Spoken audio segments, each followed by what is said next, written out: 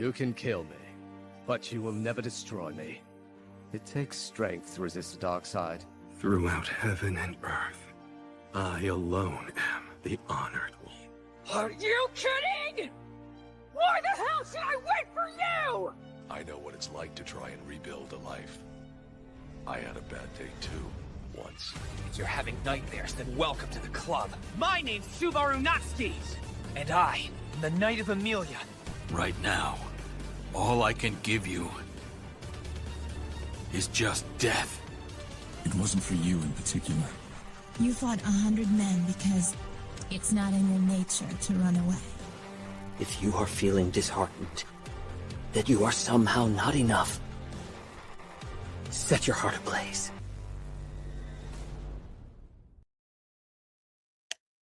Good evening, everyone, and what a week. What an absolutely chaotic week, at least for me, and all the subjects that I happened to keep track of. A lot of fuckery going on this week. Unfortunately, I hardly watched anything this week.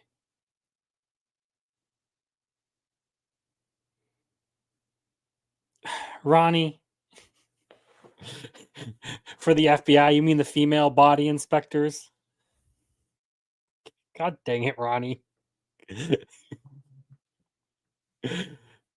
Oh, no. So I didn't watch anything this week. I watched two things. I watched Shangri-La Frontier and I watched Don.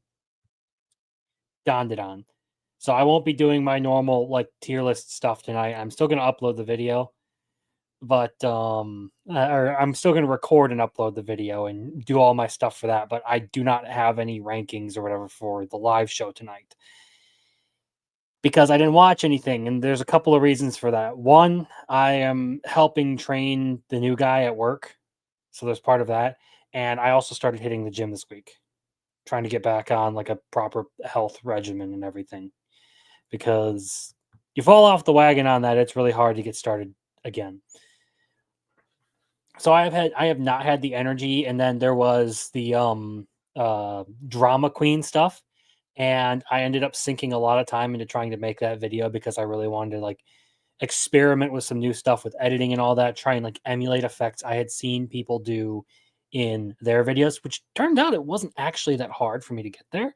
I just had to goof around. It still took me some time.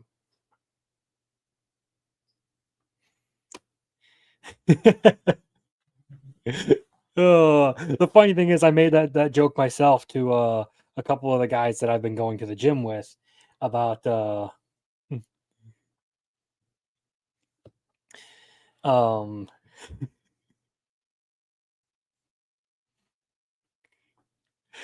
look, I have my reasons, okay? It's not a loss until you pull out.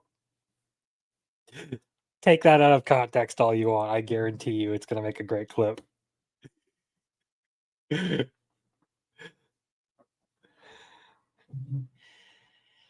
Anyway, to get back on track, because you guys are a bunch of apes in my chat distracting me. I do have plenty to cover tonight, and some of it is on subjects that just annoy me, like the whole Lolicon thing that I've already talked about a couple of times, but it particularly flared up in my feed again this week because apparently the curse of the Shanichu medallion really hit hard for Mutahar. Scoot that away from me a little bit. There is also the final chapters, the bonus chapters from My Hero Academia released this week, and shippers are in critical condition of it. That's the main feature of tonight's show. That is particularly what we're talking about. There is also the first 8 minutes of War of the Rohirrim that they released, so I'll probably go over that. I would like to wait to see if Rolo shows up because I know he is very, very into that. And then some other random things that popped into my feed that I thought would be interesting to touch on. But Unfortunately, no anime stuff. I just ended up needing a reprieve because by the time I was done with work and working out, I had no energy to do anything.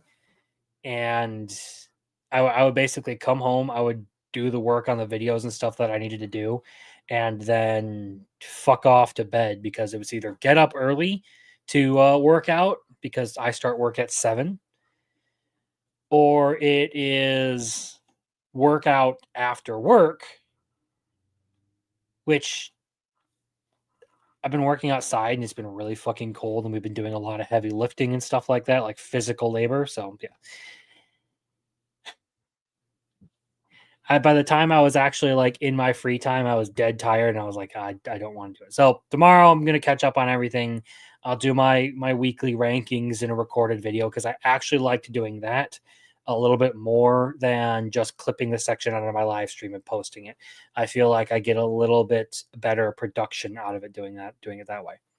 That said, there are some things I do need to talk about just for a personal point because the Black Friday sales and you know that that magical time where Americans spend one day being thankful for everything they have and then fist fighting each other for everything that they want.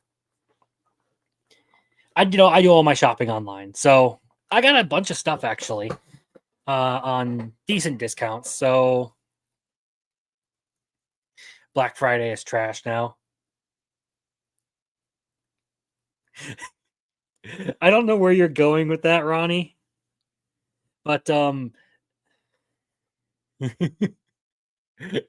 I said Black Friday sale, didn't I? Yeah, crap. Whatever. Doesn't matter if I did or not. You can edit it. I know you can. One of the things that I got is already on display here. I got myself a Freerin hat because I love the series. I also ended up getting a copy of Godzilla -1 because well, I actually really liked this movie when I went to see it in the theaters. Like, for the budget that they're working with, fantastic movie. Just never watch it dubbed. Ever. Do not watch it dubbed. Like, normally, I wouldn't judge someone for watching, picking sub or dub, but for this, sub is significantly better, and I highly recommend that you do it because part of the issue with the English dubs for this movie is it just does not match their the typical Japanese overacting you get in the movie. It's very dissonant, which is not usually a problem I have.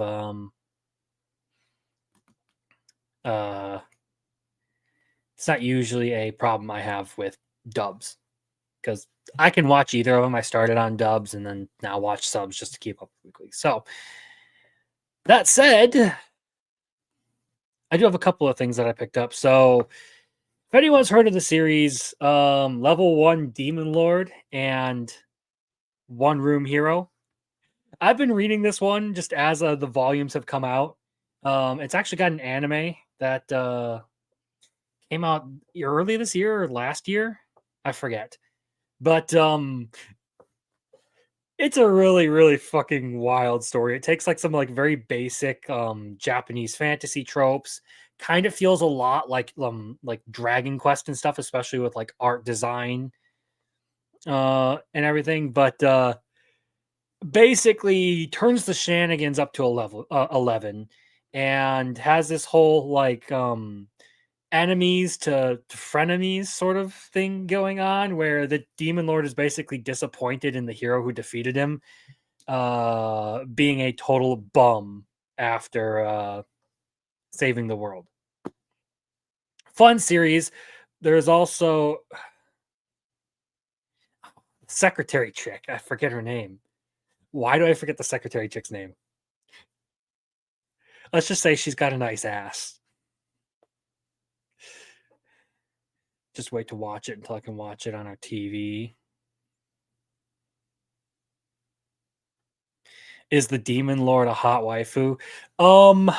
Depends on the chapter. Most of the time, it's some lowly character form, but like shape shifting. So on the cover, this chick on the cover, actually the Demon Lord. Don't ask why they decided to do the gender swap thing, because yeah, it's Japanese fiction. The other one I picked up because the bundles were on sale, and I heard a lot of good things about it and wanted to try it myself, so I figured I'd grab physicals. Was Witch Hat Atelier. Atelier. It's a French word. Fuck the French, okay?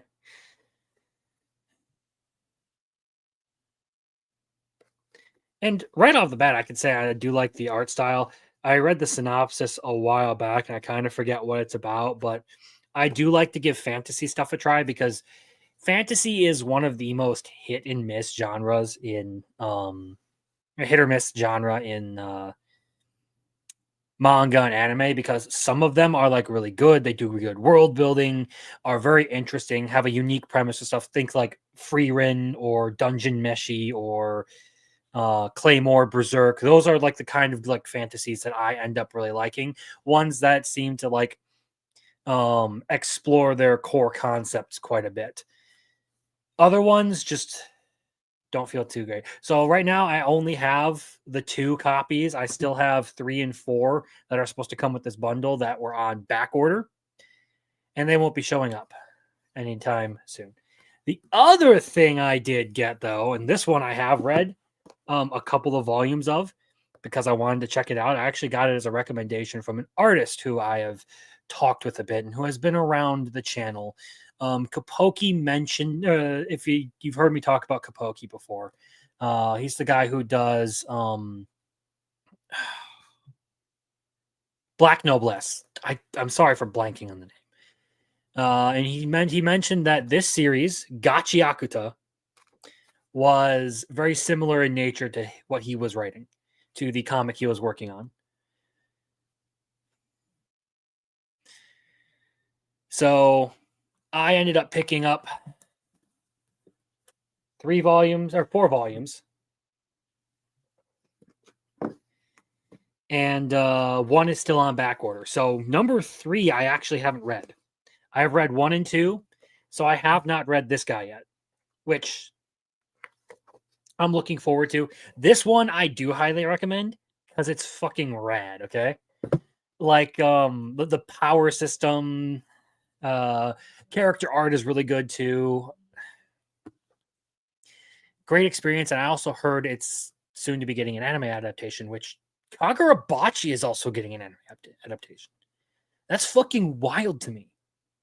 Kagurabachi has how many chapters? I gotta look this up really quick because oh shit, like everything I read has new chapters. Damn.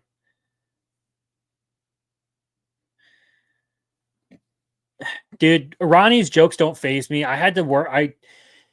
I did one of my workouts this week with 2 friends, and we were hanging out afterwards, and all they were doing was trading dad jokes the whole time. So Ronnie can't faze me. Okay, Kagurabachi has 59 chapters, and it's getting an anime adaptation. Holy shit. Yeah, I agree. Muffler tape, it seems too soon. And the final thing that came in with this package is a series that, well, I'm not too much of a fan of like the open ending.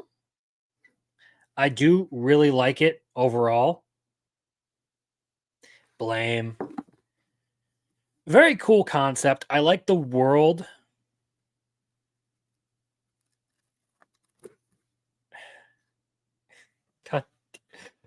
No, Jay, the kind of jokes I had to listen to were, hey, have you guys heard of the psychic midget who's on the run from the cops? They've been saying that there's a small, medium, at large. That's the kind of stuff that I've heard.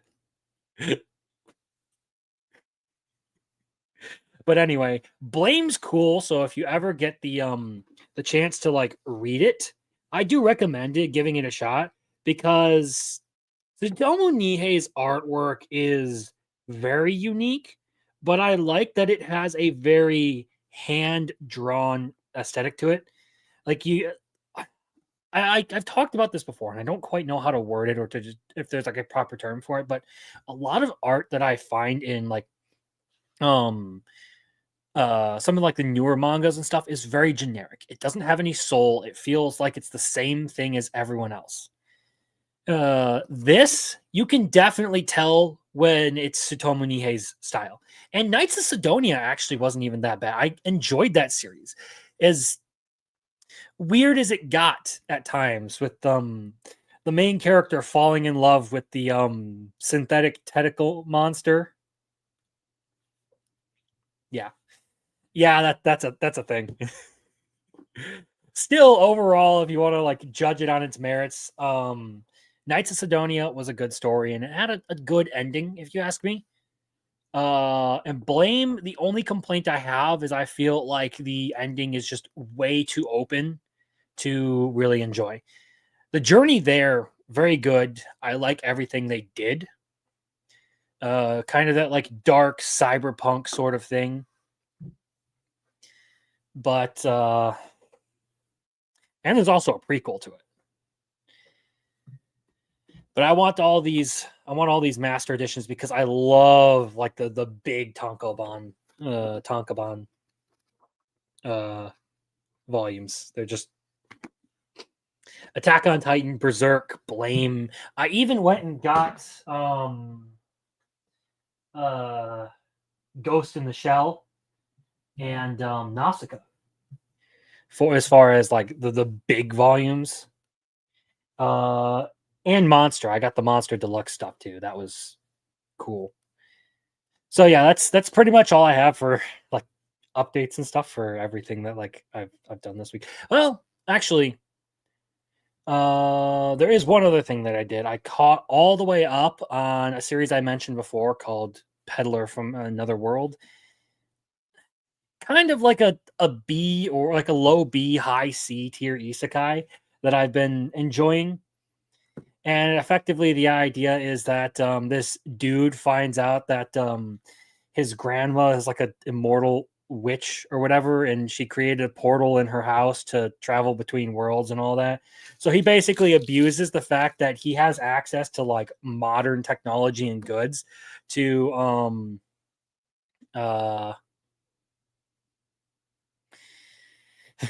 to like make tons of money. But he's not like some like greedy or terrible person. Like most of the time he is solving, as the series has progressed, he's been getting more and more involved in solving problems. Like the latest thing, he basically just had to deal with an entire coup plot in like an independent like city state.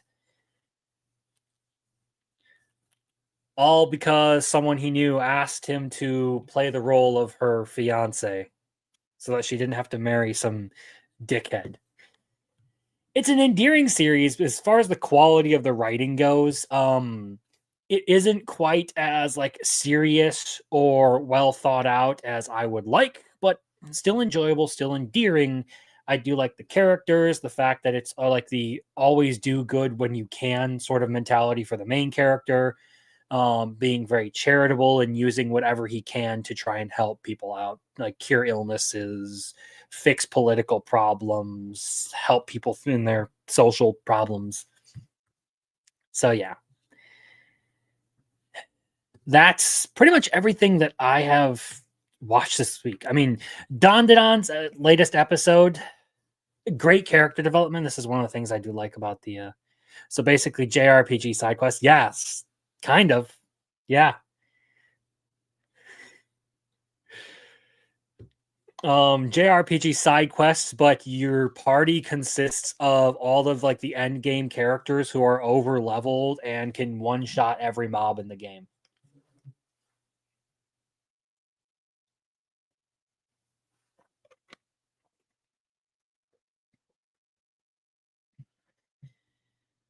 So yeah, unfortunately, like Shangri-La Frontier looping back around and actually my screen just went blank. And actually like going back to the main plot and finding out that like Rust knows some things about like the unique conditions. That was a cool part of this recent episode, and Don it on with the Ira stuff and like finally resolving that little arc. Very good. I wish I would have tried to keep up with anime, but I just ended up not having the energy. So instead, we're going to talk about one of my favorite groups of people. And when I say favorite, I mean that entirely sarcastically, because there are not many people I have issues with, but certain groups have higher concentrations of crazies. So it's not like every person who belongs to this group is obnoxious and I don't like them. It's just that they have a history of behaving a certain way. And of course, I'm talking about shippers. So let's actually bring some of this up. I apparently don't have this ready. What am I doing? Let's do this. So we're going to start here. Like I said, Horikoshi released the final 2 bonus chapters of My Hero Academia to extend the ending. We got a little bit more clarity as to what's going on with the cast now that everything is settled down and they've graduated. And see if I can full screen this so people can see a little bit better. There, that should present a little bit better. So yeah, Horikoshi basically released 2 chapters that confirmed that Ochako Uraraka and Izuku Midoriya were in some sort of relationship. Now, this was to the surprise of no one with 2 functioning brain cells to rub together, because from their very introduction, it had basically shown that they were somewhat romantically interested in each other.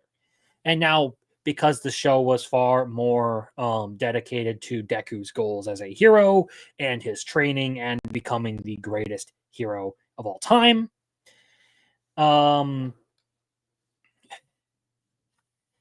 it didn't really touch on the like deep romantic aspect of it, and I think it was okay for that. Not doing too much of the romance stuff was good, because I feel like one of the issues with Naruto, especially towards the end, is the overabundance of relationship, like pairing everyone off. Obviously, I think some characters deserve their happy ending and all that, but some of them just to escape insanity. And now we must discuss. Yeah, I'm sorry, Readout Productions. It's only gonna get worse from here. There is some funnier stuff later on tonight, but this is one of the topics I did want to kind of touch on tonight. Basically, what happened is people who have spent the last 10 years of their life shipping queer relationships are in tatters, because it turns out that none of that is even a thing. Horikoshi ended up not being huge on romance. Shocker. He was more focused on making a battle manga. So someone posted, "We were robbed," talking about how Ochako Uraraka and Himiko Toga were supposedly this item.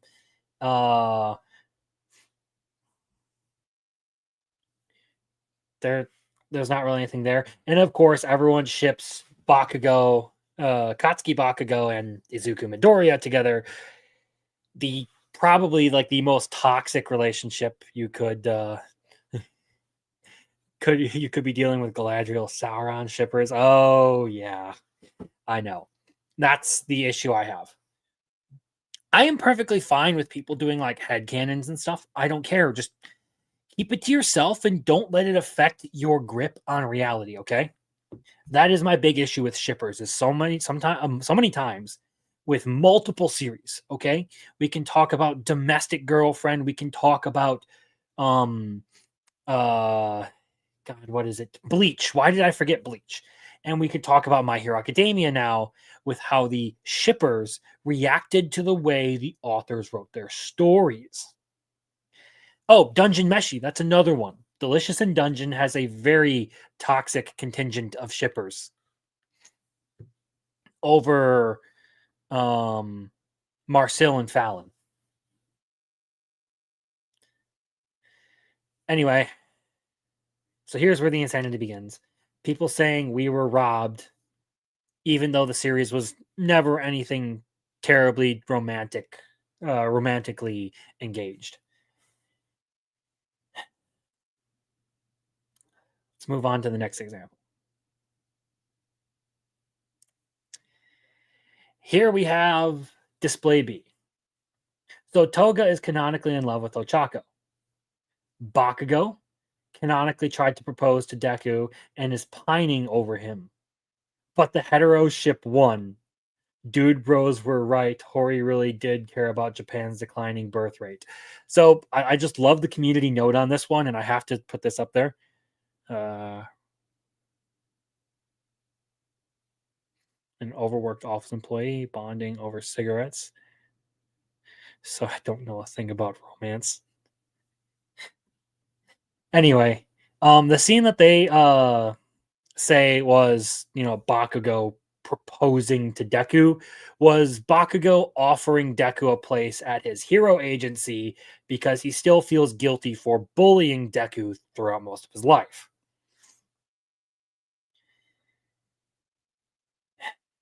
And as far as Toga goes,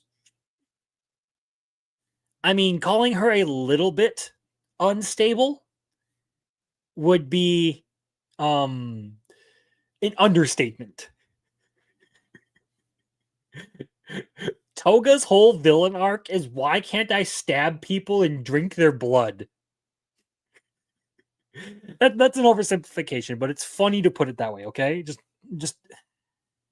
let's not get too into it. This is the kind of people we're dealing with. And these aren't the only ships. There are so many with My Hero Academia because, well, it ended up becoming one of those normie anime. And it's good. Don't get me wrong. I still think My Hero Academia is a good anime and a good manga. It's just very normie friendly and it attracted shippers. Yeah. Not a particularly great time. So now we can move on to the beginning of the meltdown. So this is a screenshot of someone posting, and there are plenty of other screenshots of this BKDK canon person, which, if you don't know what that means, that's the abbreviation for Baku Deku. They're shipping two teenage boys that they want to be gay because one bullied the other. They about to have to find a new VA for Ochako in the last season because there's no way INA is voicing that shit. Please, she's the greatest Izu Ocha auntie. That's ridiculous.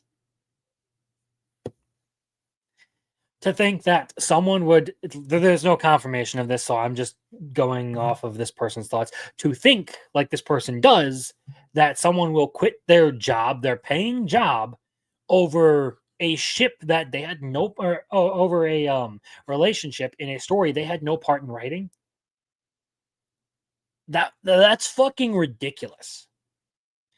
But this is, again, my problem with shippers. Is it happened with like Domestic Girlfriend, which I don't really care for the series, honestly. I think it's meh. But shippers were not happy with how it ended, and it went so far as to sending the author death threats and basically doing fan rewrites of the story and the ending. There is also Bleach, which Ichigo Rukia shippers threatened Tite Kubo over not pairing the two together. They ended up putting Ichigo in a good relationship with Orihime, which was predictable. Like, literally anyone could have seen that one coming. And people threatened and tried to harass Tite Kubo over that. Which will actually get Tite Kubo's response to that is actually relevant to this conversation. So yeah. We're gonna move on. Oh, right. It's another post by our friend BKDK. The worst thing is none of y'all care about Izuocha. If you did, you would want better for Ochako than a guy who never looks her way. You mean the guy who was constantly flustered over her? Who would ramble on and on talking to her because he's nervous? Whose first interaction with her was to absolutely go blank in the mind because boo or no. Well, I think that was a different scene actually. But boobs anyway. Yeah. Y'all are homophobes who will settle for any hetero ship ever if it's even if it's horribly written, just so queer ships lose. Sorry, Hori is one of us. No, he ain't. Because his story ended with none of your ships happening.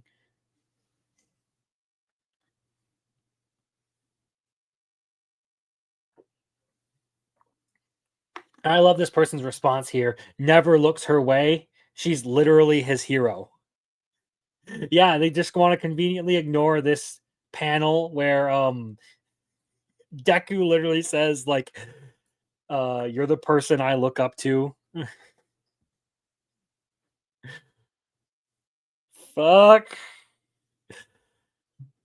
It's only going to get better from here with the absolute denial.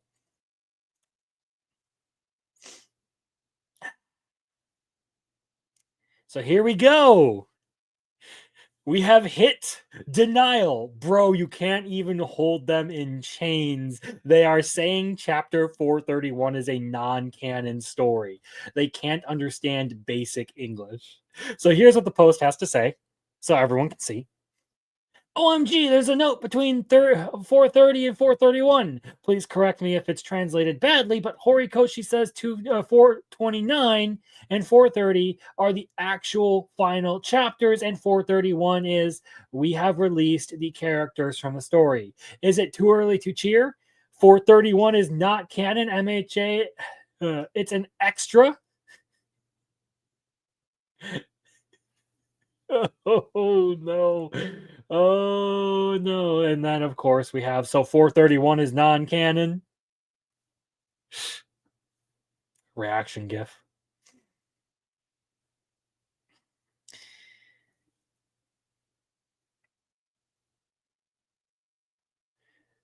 Yeah, exactly, Readout Production. Like there isn't much as far as like romance goes or even relationships or romantic relationships in My Hero Academia. And what there is heavily in favor of putting Ochako and Deku together. And we're coming right back around to one of our favorite schizos. This woman is the incarnation of all those Wojak memes. How can you be this delusional? So the extra chapter is not canon. And the leakers didn't let us know on purpose. The manga ended on chapter 430. Chapter 431 was just an extra chapter drawn by the whole team and not part of the main story. Y'all can relax. Hori trolled us, not gonna lie. Told y'all 90% of that art was not drawn by Horikoshi.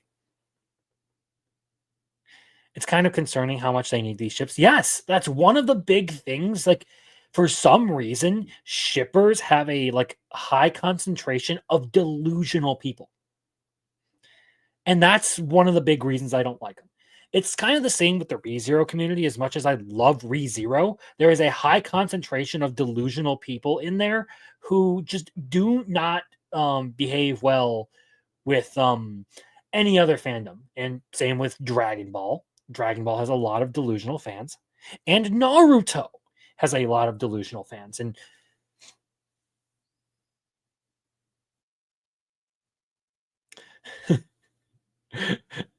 certain museum exhibit involving grass and physical interactions. That makes.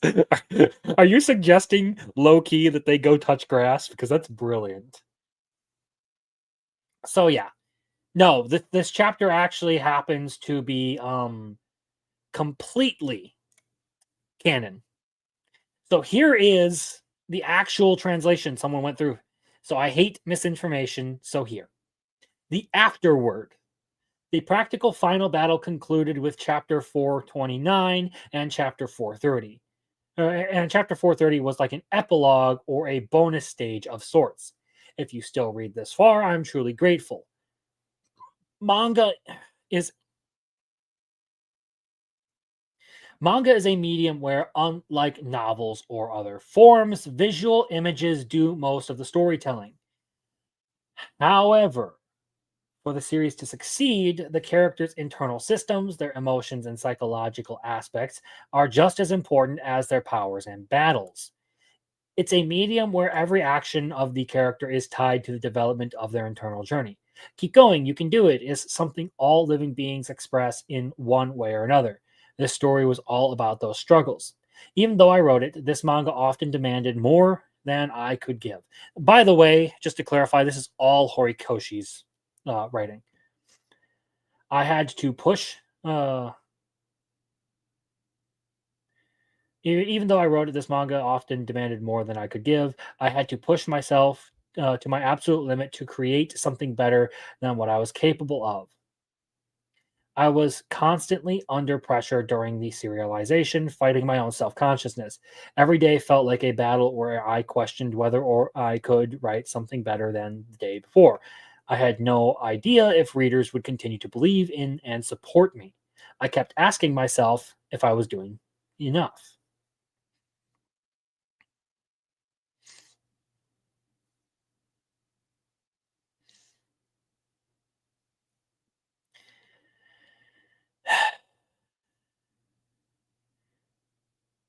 But every time I saw readers cheering for the characters I drew, I felt an overwhelming sense of relief and happiness.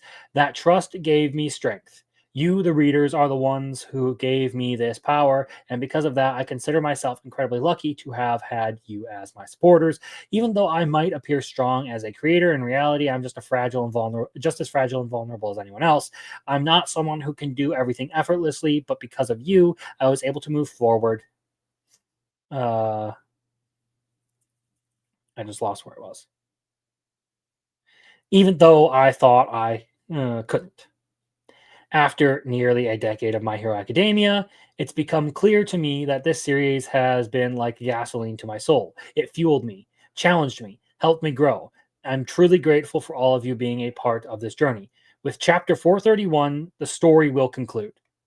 Congratulations! Chapter 431 is canon! The characters will be set free from their struggles, as in their struggles have come to an end and now they return to the normal life after defeating the big bad evil guy. And their dramas will reach resolution.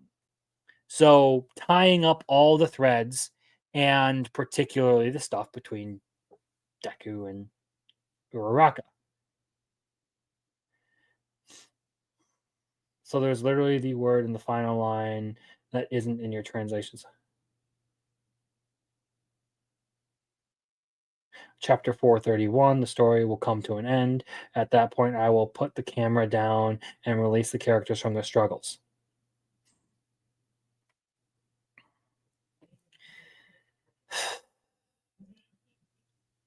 So yeah, there we have it. That is the actual interpretation of what's being said. Horikoshi was not saying that that the chapter was non-canon. He was saying it's a little bit extra to tie everything up. Yes, it's an epilogue. It's what comes after. You don't necessarily have to read it to get all of the main points of the story, but it adds a little bit more resolution to everything that has happened in the story. You get to see how it's all turned out now.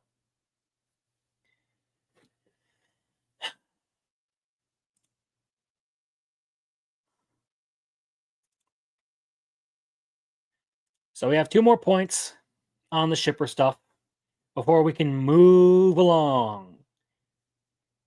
Here we go. Horikoshi did not say that in response to. He views chapter 229 as the actual final chapter, but 430 and by extension 431 more like bonus stages you get to play after clearing a video game. They're all part of the same story, but just gives more insight. They're an epilogue. What's up with the refusal to accept finality? Well, it's not so much the refusal to accept finality. It is the refusal to accept an outcome that they didn't want. They are basically in confirmation bias mode. And what they want is to find any explanation whatsoever to confirm their already existing belief. They cannot let go of the ship because it has become a part of them. It is the parasocial relationship, effectively. It is the toxic part of romance where you get so involved in it that fictional romance ends up becoming more important to you than real life. And it's the same kind of thing that I talked about when I did my EFAP session of the Lex Torius video, the moral dilemma that broke Frieren. Lex Torius went into it, and I can back this up with the fact that he made the video in response to the backlash over his tweet. He went into it looking to prove that his conclusion that he had already reached, and well, fucked some stuff up.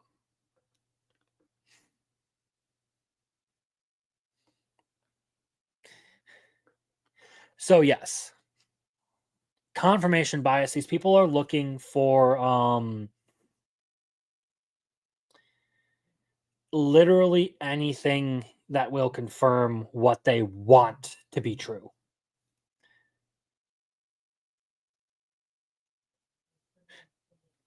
Is that realistic? All right, that's actually a pretty fucking great comment. So yeah, so this person is basically claiming that the final chapter, saying I have set down my pen and released the characters from their story. They're interpreting that as, well, this is all just fan fiction. It doesn't actually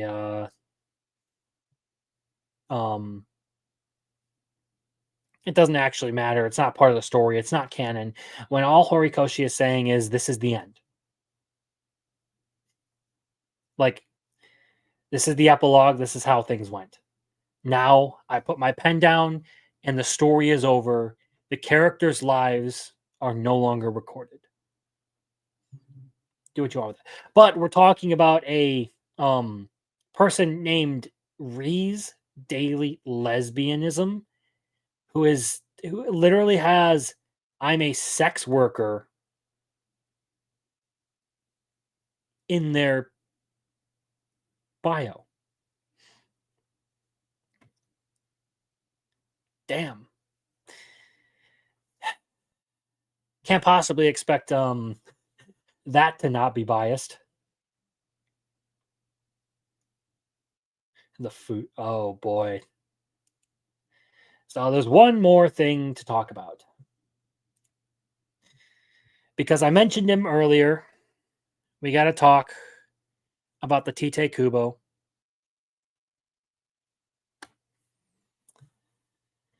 About the response. So to every shipper mad at Hori right now, I'm going to need to remind y'all what happened the last time you guys tried to harass an author over dumb shit. And now this is talking about the Ichiruki shippers who got ass mad at Tite Kubo over not shipping the two. The thing is, if you have the talent to draw a story that's more interesting than Bleach, then please become a mangaka soon. If it's good, then it'll definitely be more popular than Bleach. If you say that, or if you say that you can't draw, then do your best and become an editor so you can give advice to mangaka. If you really have the ability, then you'll have good reception anywhere you go. Because if you don't have the talent, nor have the effort, and yet you want to tell me that pathetic little complaint. You're just some guy who's trying to hinder a person who's actually working hard. So close your eyes and hide in your corner. Open your mouth only to eat rain and dust, and maybe you'll actually live somehow. Sometimes I wonder what to say to kids who make these mistakes. Readers do not have the privilege of changing the story. It's whether they would read that story or not is the privilege. If you don't want to read a story, then you'd better stop.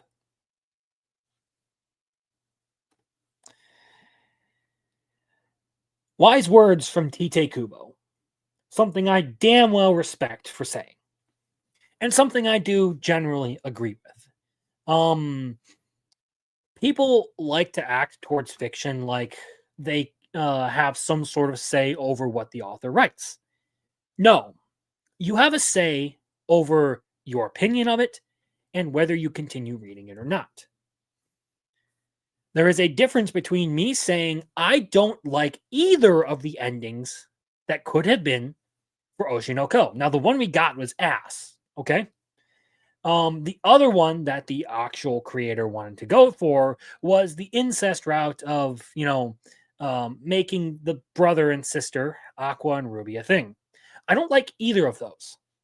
At least the latter makes some sense in a very fucked up way when you consider the psychology and the situation and circumstances of the characters.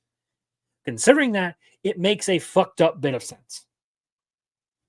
I don't like it. I still think Akane best girl.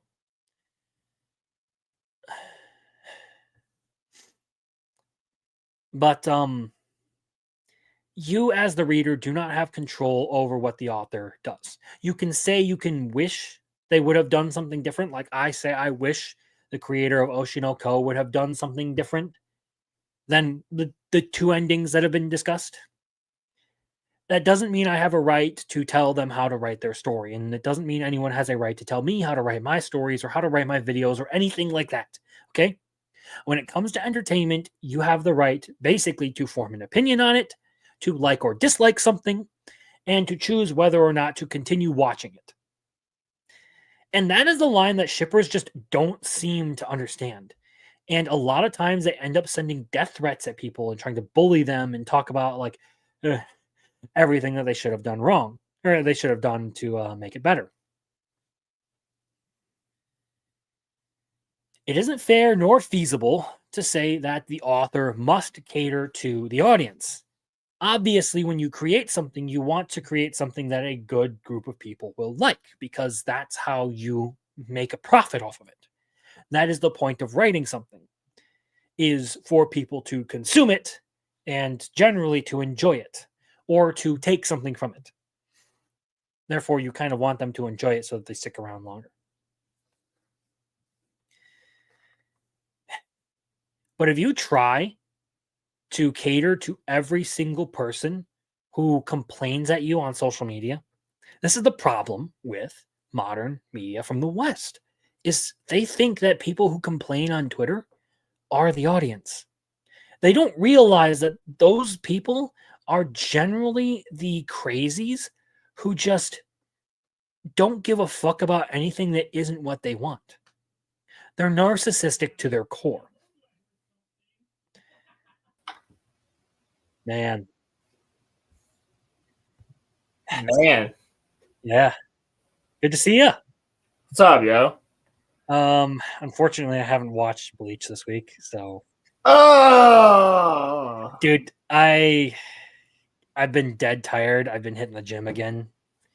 Oh, I had to rock the Kuratsuji for this week. I saw some of the clips. I'll say that I saw some of the clips. Oh, but we were just talking about Tite Kubo's rebuke of shippers who tried to tell him he had screwed up his story over not putting Ichigo and Rukia together. It's a bait and switch in the beginning. I'll tell you that. Like it's a bait and switch that works though. If you read the manga. What, the idea that Ichigo and Rukia are going to be a thing? Yeah, because here's the thing: all of the shippers were just like, well, there's a guy and there's a girl main character, so they're gonna get together. Did you ever like read Tite Kubo's response, dude? It's fucking savage. No, I would love to though. Oh, I got it right here. The thing is, if you have the talent to draw a story that's more interesting than Bleach, then please become a mangaka soon. If it's good, then it'll definitely be more popular than Bleach. If you say that you can't draw, then do your best and become an editor so you can give advice to mangaka. If you really have the ability, then you'll have a good reception anywhere you go. Oh my god, There's more, dude. That's so passive aggressive. I love it. Because if you don't have the talent nor have the effort, and yet you want to tell me that pathetic little complaint, you're just some guy who's trying to hinder a person who's actually working hard. So close your eyes and hide in your corner. Open your mouth only to eat rain and dust, and maybe you'll actually live somehow. What a fucking beast! One more. What to say to kids who make these mistakes? Readers don't have the privilege of changing the story. It's whether they would read the story or not is the privilege. If you don't want to read a story, then you better stop. Kubo had enough at that point, dude. That's my favorite fucking mangaka right there, dude. Like, look, of all the big three, Bleach is the one like I enjoyed the least, but I have like mad respect for fucking Kubo for that one. Like, the fucking stones on that guy to go out and say shit like that. I also gotta say though, dude, out of the three, the artwork in Kubo's is spectacular. Mm-hmm. No, I said this earlier because there actually is a big three sort of thing I wanted to talk about, little segment. But I wanted to basically, I posted on Twitter that my big three hot take is that all of them are actually good and worth watching for different reasons. I would 100% agree. And we've had this conversation without having this conversation, and it's because of the main characters. Yes. So yeah, basically wrapping up the absolute meltdown that has happened with the My Hero Academia stuff, because Horikoshi officially confirmed that Deku and Uraraka are a thing in the final chapter. I'm not even like is it, are they not? They are, right? Yeah, they are. No, that's what I'm saying is Horikoshi did that. Like the final chapter basically confirms it, and people went into full-on meltdown mode trying to reason from some like a few little statements that Horikoshi made about the final chapter that the final chapter was officially non-canon. Even though it's an epilogue. So yeah, we don't have to go back through that. We were just wrapping up that segment as you showed. But like they definitely are. Like, have you watched season 1? See, like that's actually a really interesting juxtaposition, because everybody who watched season 1 of Bleach just did that. They were like, oh, well, male and female character, they must be the ones who end up together. That's what they did with Bleach. Whereas with, Horikoshi and, My Hero Academia, it was obvious that these two were going to end up together because they're like weirdly flirting the entire time. Mm-hmm. Like Rukia and Ichigo are completely different than freaking what's her name in Deku. See, I don't Uraraka and Deku. Yeah, I don't like Uraraka, so I really don't. Well, that's the thing is, My Hero Academia never really focused much on the like romantic aspect at all. So like the fact that there's even like one thing confirmed in there is mostly just like Deku getting his sort of like happy ending. I don't know about that though, dude. Like she does an entire speech for him and he cries when like he shows back up, and it's like that wasn't a friend thing. No, what I'm saying is it wasn't like a core aspect of it. There were moments like that you're talking about. Yeah, I agree. And even like later after the war, I won't give you spoilers, there's another one that like is a really good moment between them. Okay, so it's like it's obvious that they have a thing. Like, but that was planted. I don't know how to describe it. Like, it's obviously planted in season 1, and you feel that way about Bleach in season 1 until Orihime like really becomes her own character, and when Orihime basically around Hueco Mundo. Yeah, during the Arrancar arc, it's clear that Ichigo doesn't think of Rukia in that way because Ichigo thinks it. Well, it's even clear when Ichigo shows up to save Rukia in the Soul Society arc. Yeah, I mean, like where he's like, obviously her friend. He's doing it because it's the right thing to do, and then you have like this girl get captured by Aizen or Aizen's forces, and then they all go. They all know that she loves Ichigo. Everybody does, and they make jokes about it. Like often. Like Chad will like poke fun at Orihime and things like that. Like because they know they like each other, but they don't mention it because there's more important things at hand than a love story. Yeah. So it makes sense in the very end. It really does. Yeah, and that's why I say it's just another part of like the happy ending thing for Deku, and for like the characters. It also makes more sense to have like because technically Rukia and Ichigo are from two different worlds. They have like two different places where they live. Yeah, that's a really difficult sort of ship to have there because they are. Yeah, I mean Rukia is like a lot older than Ichigo. Yeah, there's also that. But also makes sense for her to be with Renji if you see Renji's sentiments towards her from the Soul Society arc. I do want to put this in perspective as far as like what Kubo said in that rebuke. He basically said, if you were so good, make your own manga.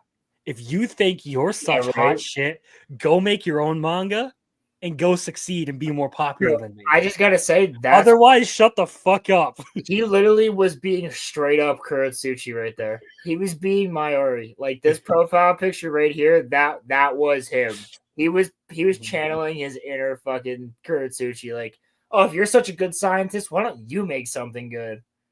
Like, so yeah, to sort of transition into this one little like happy fun topic I do want to cover. Do you know the Dr. Livesey Funk Walk meme? Gotta repeat that. There's like a cartoon out there called Dr. Livesey. And some people like it's like a sort of like historical thing from what I understand. And people like edited funk music over like an image of like him walking behind some like dudes in like powdered wigs and stuff and like the Ministry of Silly Walks. I don't know, but someone made this, and they apparently this took a while for them to make, but it was a commission, and I thought this was fucking great. I should.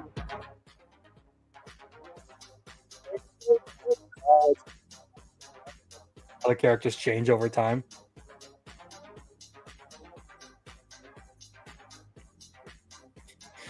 And just the references in the background.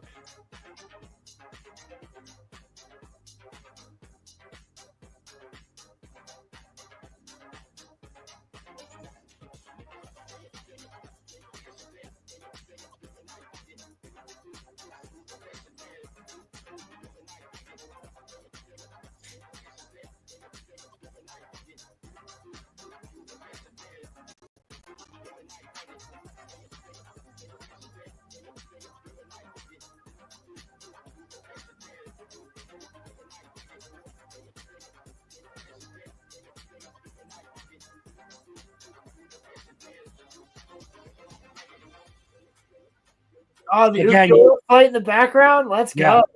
I was about to say, again, you can't tell me that Vasto Lorde Ichigo wasn't one of the coolest transformations ever. Vasto Lorde is clean. Black Getsuga.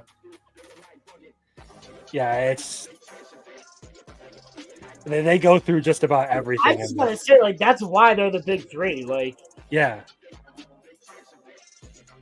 Yeah, there's Ichigo Black. Aizen in the black background.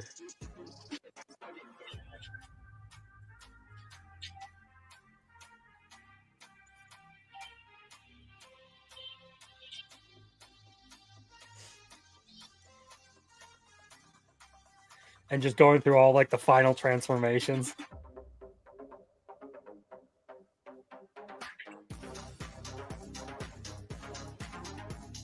That's spoilers, low key.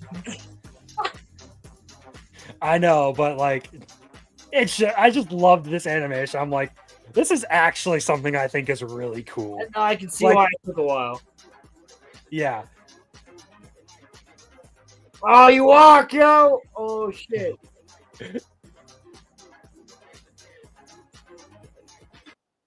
That's where it ends. Oh, good, because that's spoilers. But yeah, like I saw that, I'm like, there's a lot of good things about the big three, like each individually, and there's like particular things that I like more about like each one than the others. Like as far as Bleach goes, has always had like the coolest, most like awesome like powers. Like I was talking week about how Shunsui's Bankai was just fucking insane. Shinsui's Bankai is literally just inescapable. Yeah, it's crazy. It's So I've always thought Bleach had like of the three had the coolest powers and best transformations. One Piece, as far as like story and writing goes, I think is easily the best, just because I like the long, intricate, very detailed stuff, and Oda does that really, really well. It's like I say this while I have like a freaking Naruto poster on my wall, tapestry that somebody got me.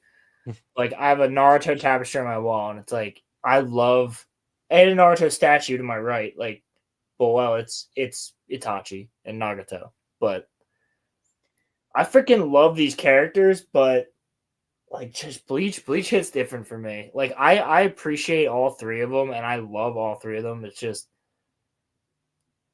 Bleach just happened to be the one that hit different. Yeah, and for me, Naruto is the one that happened to hit different. Like, it was the one that like really got me to say, "Oh wow, this anime stuff could be really fucking good." Like, Yeah, that was Bleach for me.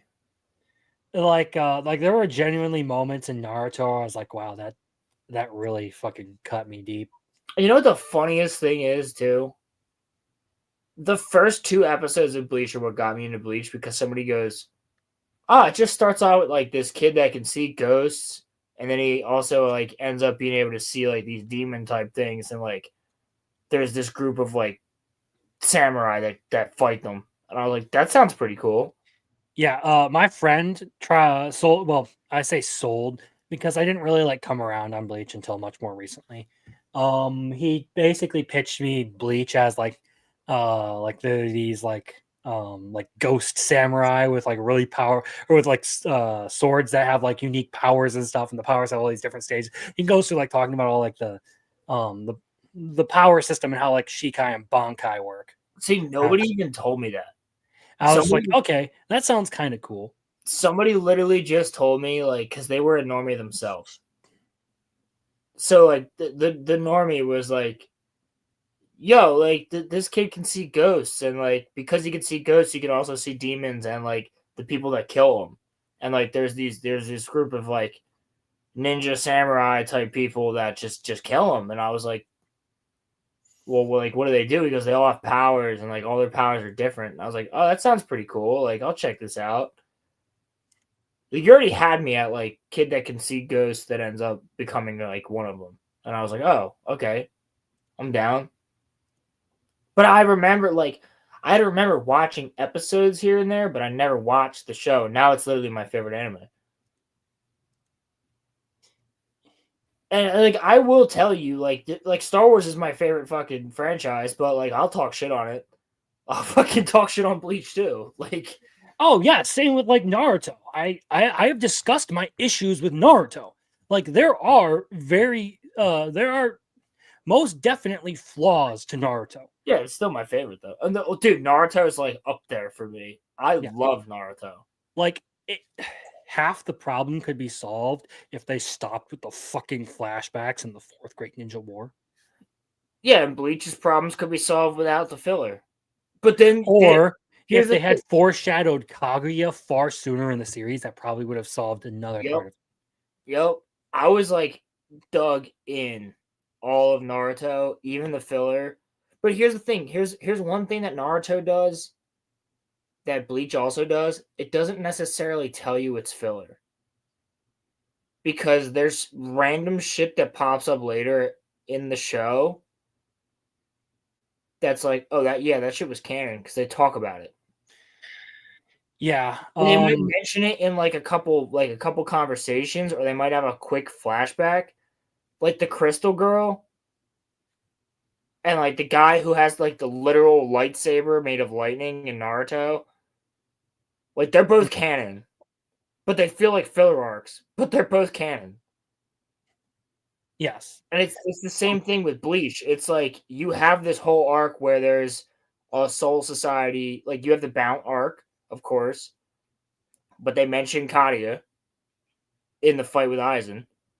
And then you have the arc where there's like this chick and it's all about like Izuru, and Izuru's the captain, like after Gin, and all this shit's going on, like after like Gin like basically betrayed the Soul Society. You don't know what quite is going on, but like they're trying to figure out this assassination attempt on this girl and her family, which is a really good arc. But then you're like, wait, that makes sense because they talk about it fucking later. So it's all stuff that plays into character development. Yeah, as far as the filler goes, I've never really been a fan of it, but like two of the things I really liked with Naruto is particularly like characters and stuff. I feel like they had a lot of like good endearing characters, and I also feel like as far as just like quality of like animation and choreography goes, Naruto was consistently better than both of the other two for a longer period of time with fight scenes. Yeah, I can see that. Because like, yeah, you can point to some really good ones in Bleach, but you can also point to like some big ones that just weren't all that great, that didn't have like the animation that they probably deserved. Like I feel like the battle between Byakuya and Ichigo at the end of the Soul Society arc should have been given a better treatment than what it got there. That's just my opinion. I mean, I agree with you, but that was like early, like mm-hmm. like 2000s. That wasn't even 2010. Like that which is why I'm a huge advocate of a Bleach remake, because it fucking deserves it. Well, we saw it.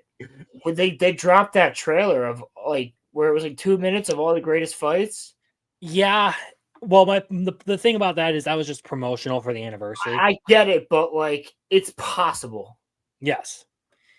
They absolutely could. The issue is well, I don't think that's an issue because they're doing a One Piece remake and One Piece is still ongoing. They could do a Bleach remake even though Blood War is still ongoing. Even though Blood War could wrap up soon. Blood War is wrapping up soon. It's going to wrap up in this core, and I think if anything to continue it, they'll do what Attack on Titan did and do like an hour and a half movie to finish it. Huh. If anything. But yeah, like we're 7-8 episodes into the season. I believe so. That sounds about right. Because I don't think we've hit 10 episodes yet. But yeah, so there's still a lot that has to happen. So unless this is going to be like an extra long season, they're probably like, you would think that if they're going to end Bleach, you'd end it with a movie, right? The Blood War, I think, would be a great way. That would be a great one to end with a movie, honestly, with how things have gone so far. Oh, dude, but we're literally on the second fight. Like, there's a lot more going on, like than just like the fights that's gonna happen, and they're adding shit. So that's another thing. Like in this past episode, they have added something that's so fucking good that wasn't in the manga. Mm-hmm. I'm pretty positive. Like I gotta look this up real quick because I don't remember it.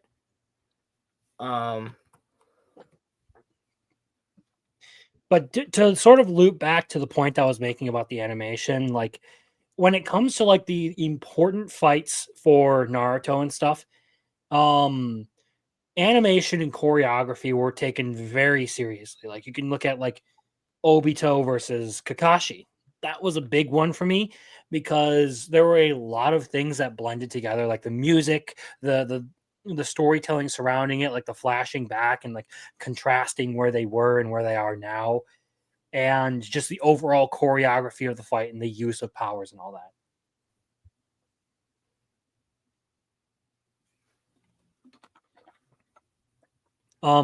Some of Bleach's fights were hype, and they did have like really they were good action sequences, but as far as like straight up fights go, when you start examining some of like the more intricate details of it, it ended up feeling like it deserved better treatment, and Blood War has been good about that. Perfect. It's literally been perfect. Mm-hmm. Hold on, I'm trying to look something up.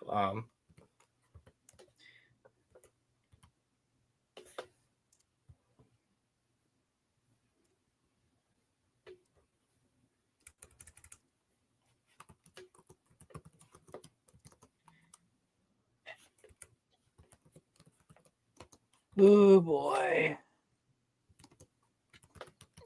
Have you seen Godzilla -1? Yeah, no, actually, I have not. I've seen a lot. Honestly, I think it's a fucking great movie.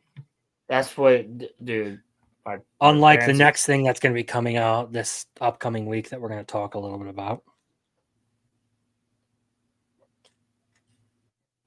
Which I'll wait until you find what you're looking for and then we can move on. Dude, I did not watch any anime. Well, I watched two things. I watched the latest episode of Dandadan and Shangri-La Frontier this week. That's all I got around to watching because I started hitting the gym again and I was dead tired by the time I actually had free time to watch anything. So I was like, I'm not going to survive. I need to go to bed.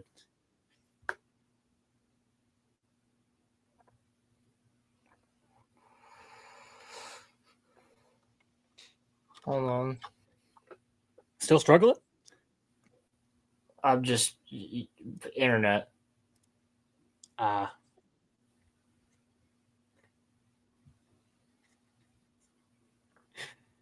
Dude, sometimes like the stuff that comes across the stuff that's in my feed, it's fucking wild, dude. So like all the Mudahar stuff that's been happening this week. Oh, the curse of Sonichu strikes again. I think we talked a little bit about that last week, didn't we?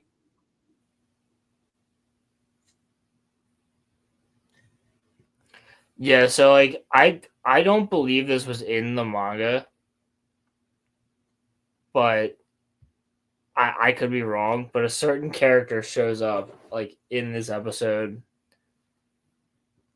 I think it might have been in there like for a spit, but not like as much as it was put in. Like I don't know, it just was something I definitely didn't remember, and considering it was a very memorable character for me, I feel like I would have. But then again, I read it in like 2018, so okay. I don't know. You got to watch this episode, dude. It's a banger. I actually went back and watched a couple of scenes now that it's dubbed up to like 4 episodes ago. I watched a couple of scenes and I was like, ooh, Aizen's voice actor is still fire. Like a couple of those voice actors are still fire because Bleach is great in sub, but like I grew up with Bleach in dub. So yeah. So can I take it that you can't find what you're looking for, or are you still? No, I found it. I couldn't. I'm not gonna share it. It's a spoiler. Okay. Then I guess we will move on to talking about. Did you see that they released the first 8 minutes of War of the Rohirrim? Yes. You ready for this? I'm ready for this. Oh, this is one thing that I will have to talk to you about, like doing a sort of review with this. The other guy was talking about the questioners. He is very interested in doing a whole review of this movie with the 3 of us. All right, I'm down. We're gonna have to. I have to go see it. So I will be seeing it, but I am gonna see it too, even though I don't really want to. But comes out this week. Forgot. Because it's an animated thing and I've talked about it so much, I almost feel obligated to at least give it a shot. So let's see what it has to say and hope it doesn't copyright us, you know? I didn't watch this It is yet. easy But to hold on to hope when an ill wind blows. Winter bit hard that year, yet still the siege held fast. Okay, one of the things I will kind of complain about is in the first scene it wasn't too terribly bad, but like this feels really, really static, to be honest. I've heard that about a lot of this movie. The animation is sloppy, from what I've heard. Huh. Get tickets now. Oh, I will.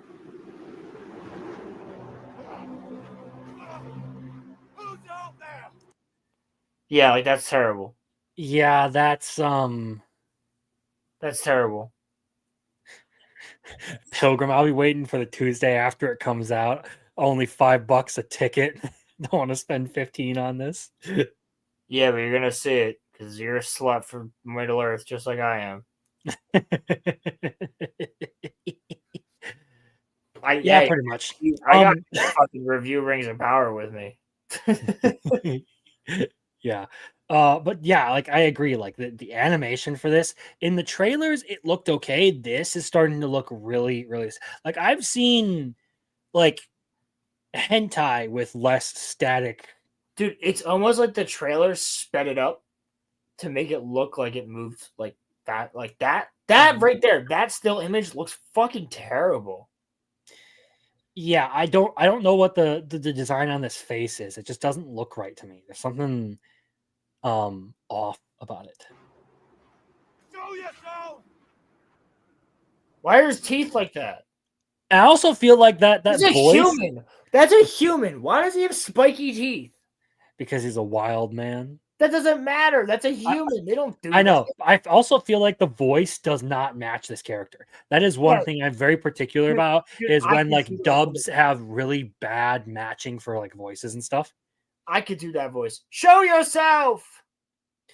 To be fair, there's also some audio over it, so I would.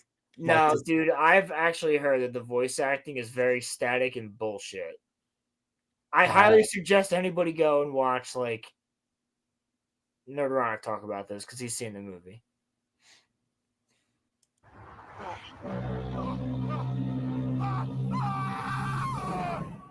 That's not an old man. That was so low impact, dude. I don't give a fuck about him. They needed to speed that scene up if they wanted that to work. Let him get trampled and or killed. I don't care. Like, yeah. Why? And who is that? Should I care?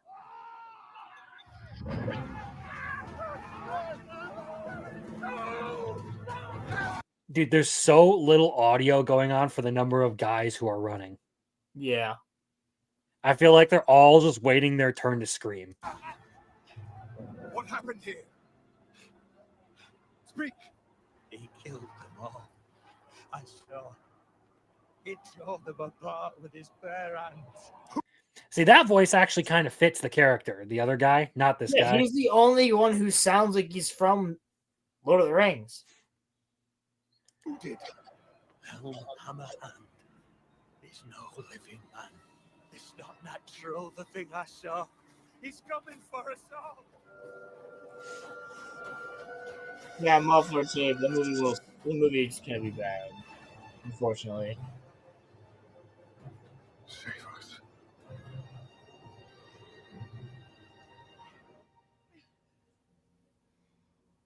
Oh, the main character. That's not Helm Hammerhand. Father? How the fuck? Pause that.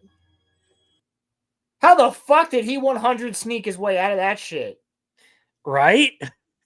How the actual fuck did he level 100 sneak his way and out? you're trying to tell me that this woman is a trained warrior can take on Wolf. He's not, by the way, but yeah.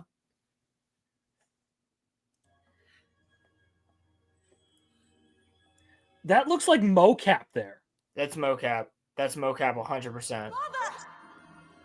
Like, do you see how it's super smooth? It's super smooth, and then gets choppy right here. Yep, that's mocap legs. That's just mocap legs. Night after night. And again, static animation. There's just dudes standing there and like moving a little bit. Like, oh, it's not completely. Bro, so this can't be the first 8 minutes because they're only showing the Helm Hammerhand part. They're only showing the badassery of the Blizzard, which does not happen until towards the end of the story. Yeah, well, it says the first 8 minutes has been released. This might just be saying like this is the first like actual like clip of the movie we've seen. Yeah, that's what I'm saying. It could be like this is the first 8 minutes of footage that has been released, not like the first 8 minutes of the movie. Because knowing the movie, like, why would you show this at the beginning? Okay, so for anyone who feels like I might be going a little too hard on this, let me just tell you, I went recently to see the Overlord movie, and it had better animation than this. And it used a lot of CGI, which actually looked good in the movie, by the way. But it did not feel static whatsoever. This feels like I am looking at like pictures that barely move. This is like C quality animation you would expect from hentai. This looks like Star Wars. What's it called?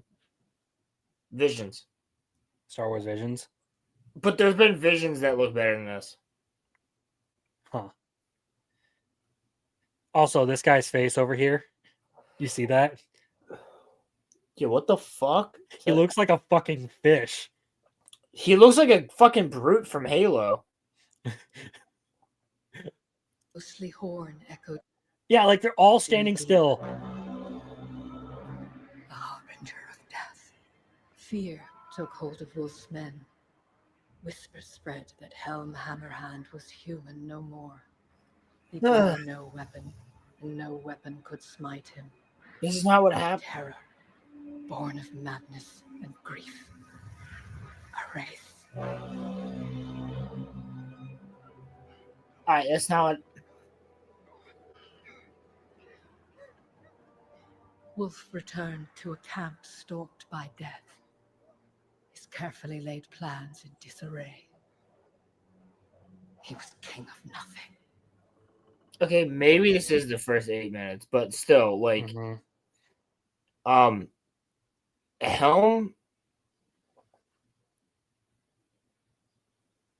himself, they don't know what the fuck's going on. They just keep hearing the horn of Helm Hammerhand, and like 20 people are fucking dead. Yeah. And then they hear it again, like 24 hours later, and then like 20 more fucking people are like, he's just going out there on a guerrilla strike on his own. Like, this is not. Well, here's the thing I want to address. Like, JM says, I think this animation could work under the correct circumstances. It could. This should be a little bit more fluid. It should be it would help with like the tension and everything. But the way it's animated does not give you any sense of tension. It doesn't show you, it doesn't give you any sense that like bad things are happening. It's just kind of like showing you what's going on, really. Like, oh, well, this is happening, not like, hey, look how bad this actually is. Look how like the speed of the approach on some of these, the coverage of the motion and all of that would really help convey that like these things are terrifying to these guys, but it's so static and dead, you don't get any of that emotion out of it at all. Because here's the thing, guerrilla warfare in a Blizzard does not exist in Middle-earth. And this motherfucker was so badass that he went out every night and just took them out by himself. And came in and murked some fucking dudes. Actually, the sound of the horn originally was from the perspective of his forces from behind Helm's Deep, where they're like, we just heard him blowing his horn. Like, it's all from the perspective of his own forces. It's not from the perspective of the enemy. And the thing is, it could have been a really cool movie if it focused exclusively on Helm's guerrilla warfare. That could be a really fucking cool. Well, like, you could Middle just Earth. focus on Helm and tell that story in an hour and a half. Like, No, that's what I'm saying. Is if it just told the story of Helm Hammerhand, and then like maybe at the very end it has like Eowyn like narrating like what happened after Helm's death. yeah, That would be a really cool movie. But alas, yeah.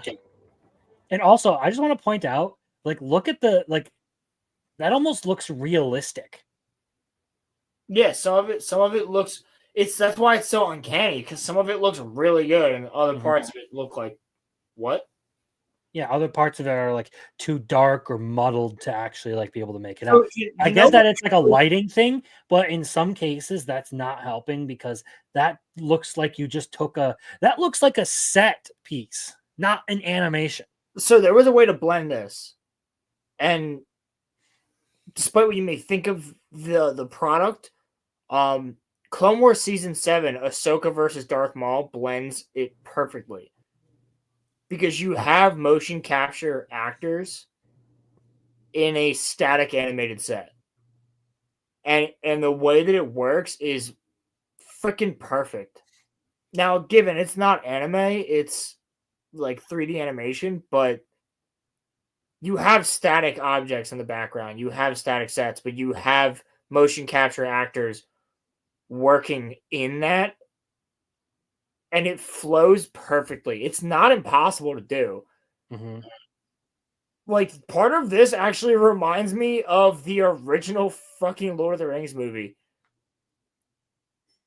Yeah, I feel like just like if you took this corner out here, that would look like it's actually like from like the Lord of the Rings set. That's the funniest part of it. Yeah. But Wolf, son of Freka, would be damned before he was defeated by a ghost. Oh, they have to have everybody hiding in Helm's Deep again. Again, just like everything's completely static. They have a mother carrying two.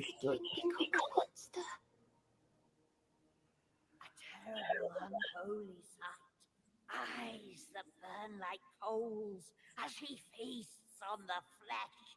Helm Hammerhand is no wraith. Then how did he disappear from a locked and guarded room? Answer me that. I don't know, but I do know he can't walk through walls. Perhaps he can. The only ghoul haunting these halls is you. Who's that woman? Hera?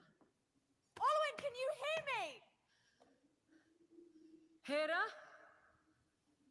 Where's she gone? Olwen!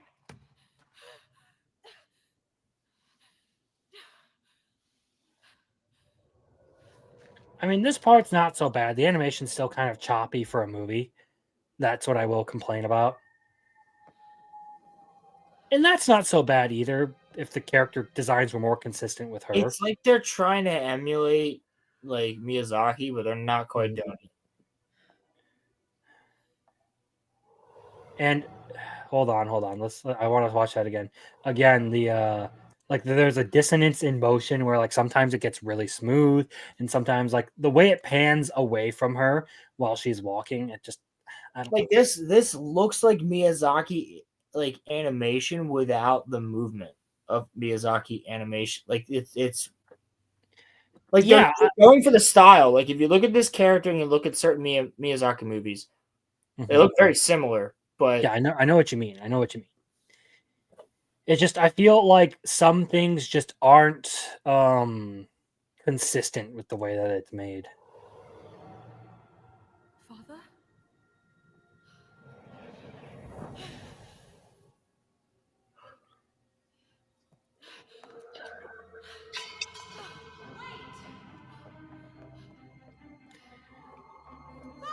Her run doesn't even seem like it's as fast as it should be. No.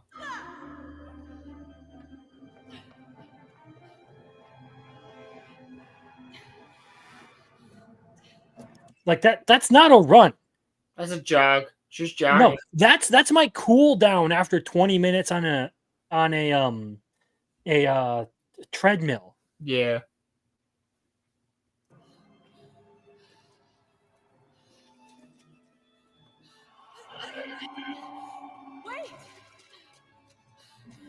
That was faster.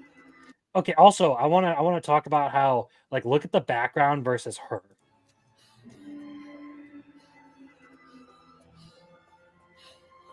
You see the difference there? How the background flows smoothly, but her movement is like choppy and framey. Yeah. It feels like she's being put. She is like a separate layer, She is. being put over the actual like backgrounds rather than it all being blended together. Dude, I That's think the she. I biggest- think she genuinely is. Yeah, which like given something like Overlord, I keep referencing that because that's the most recent animated movie I've watched. Everything felt like it was seamless except for the CGI, which that's the problem with CGI is it always looks unusual. This looks like the background looks like it was rendered in a completely different engine, like a completely different style than what she's rendered in. Like, doesn't it look like it's almost like a 3D asset? And they just put her over it. Well, it is, yeah.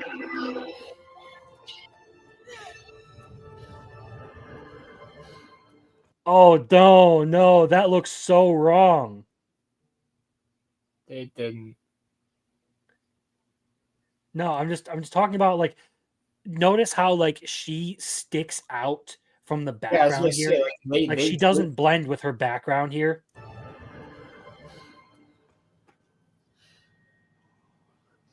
Like here, it's better. She actually does kind of. It looks like she's part of it, right? Like it's the world around her. Because I changed the animation. Yes. Oh man.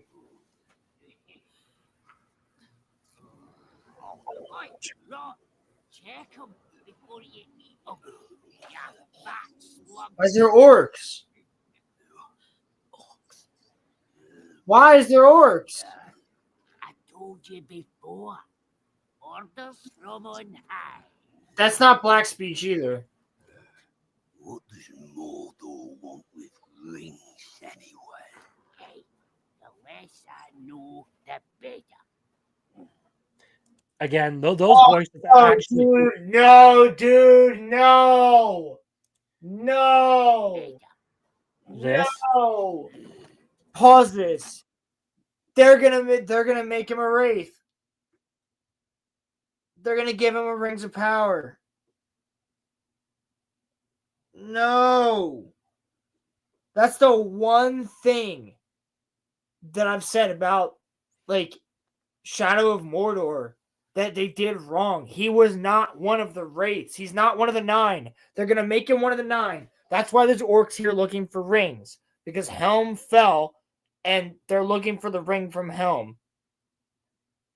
He's not a wraith. He was never one of the 9. I don't know. I don't feel like we can jump to that conclusion yet. It may just be a little like member berry sort of thing, or like, hey, remember the ring? Well, they're still searching for it here. Okay, I feel well, like maybe- that's a more favorable interpretation I of this, would- and that's the dude, one I I would kind of hope am so. inclined to go with. I don't think I can rule out what you're saying. What I'm saying is, strictly speaking, it would make more sense for this to just be a member berries thing, but I don't see how it also doesn't. Or I don't see how it rules out what you're saying. Okay. Yeah, no. I just like Helm being part of the 9 would be cool, but that's like that's like a video game thing. Like it was also really cool for Starkiller to capture Vader in between episodes 4 and 5, like in the Force Unleashed game. But like that didn't happen. You know what I mean? Like it's the same type of deal. It was cool to have Helm be a wraith and like turn into one of the 9, but and then fight him as one of the 9. Like that's okay in a game. But you're putting out like legitimate content that's canon. Those games were not canon. They said they weren't canon. Mm-hmm. Even though Talion's a great character. They can smell you from Mount Doom. No, I smell fresh meat. No, man flesh. What you should say.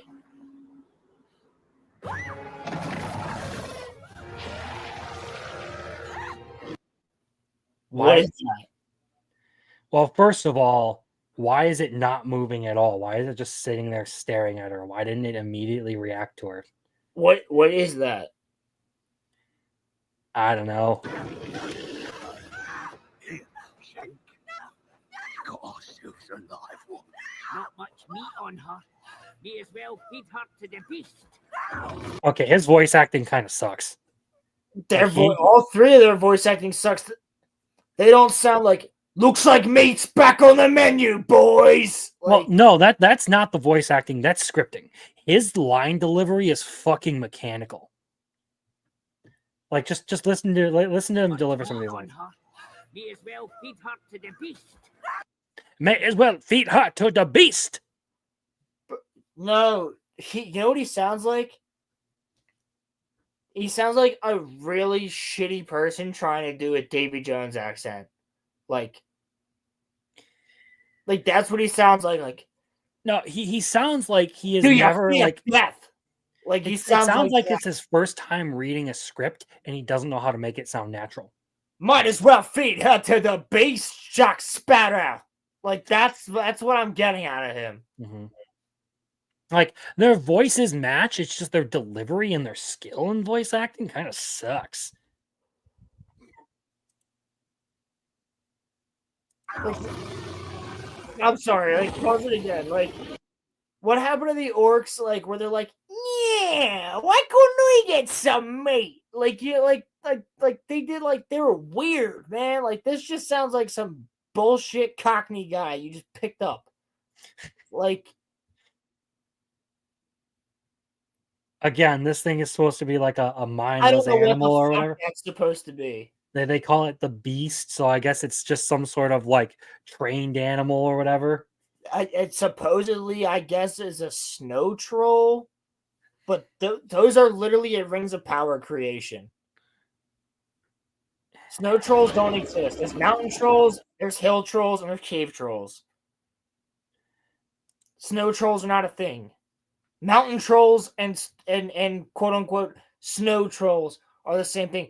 If anything, that is an Olag High, which is also a creation from the Shadow of Mordor games, a Shadow of War specifically, and Olags are just like half troll, half orc, as opposed to an Uruk-hai, which is half orc, half human, and then you have orc.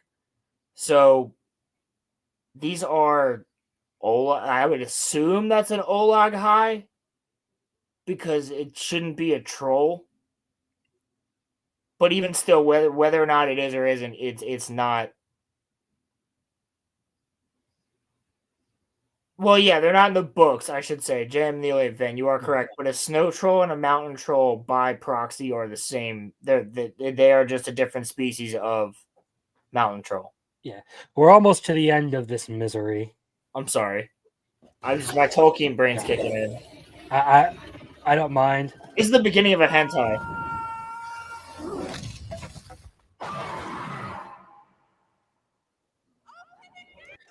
What the fuck? Are you shitting me? What was that decision? So they're like, let's have Helm jump in, and then we're gonna skip it all. What? They're finally getting to something that could have been cool. And then fade to fucking black? You can't have a man do a woman's job.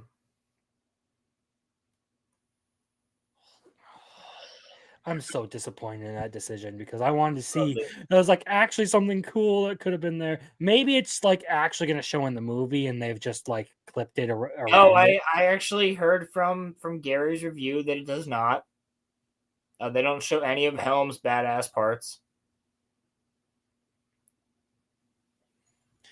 They just keep talking about Helm and it all happens off screen from what I've heard. What now? Yeah. Just thinking about it makes me go feral. Well, those were perfect clips, but also Peter Jackson and Philip Boyens, you put your names on this as producers. I don't know why you did. Yeah. That was a terrible decision there. What is that? It's the king! I'm sorry. What is that? That voice acting again. It's the king! Why is she up there? These characters don't exist. Where's his nephew? I don't know. Maybe the effeminate little blonde guy is the nephew. Oh my god, I bet you he is.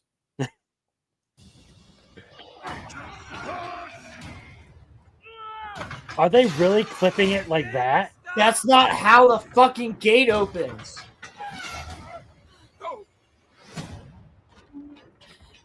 What are you doing? Rohan still needs you. No, Hera. They need you. Oh, fuck you! Fuck you! No! Fuck you, dude! I'm gonna make Roman go and watch this movie with me. Oh no! Oh, he needs. I'm not gonna be the only one reviewing this. We're going together. Oh no! We're reviewing this shit on the podcast together. Fuck you! Fuck you! Fuck this. Hold on. Fuck you. Go fuck yourselves.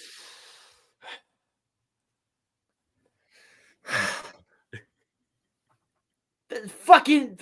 They need you. Oh, Hera! Unnamed character. They need you. Why don't you fucking take his lightsaber and call yourself a Skywalker at this point? Jesus Christ! Fuck off! Fuck! Oh off. no! Shit! No! Oh my!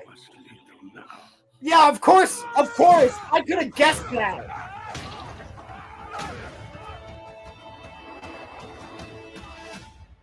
None of this happens. Olwyn, I cannot save them. Perhaps not. Hold on a second. None of this happens. Dude.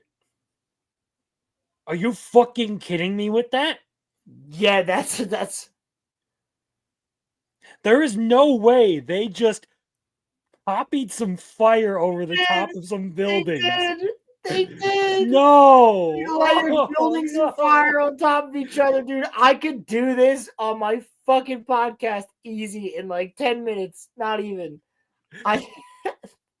No. You give me a stock photo of a town, I'll make it burn. I could do that. Like, that's easy editing. Oh god. Perhaps not, but there is something you... I want to look at this because one of the things I have a problem with when it comes to movement Perhaps is not, like but there is footfalls something not you can matching do. how much they're actually moving. You can choose.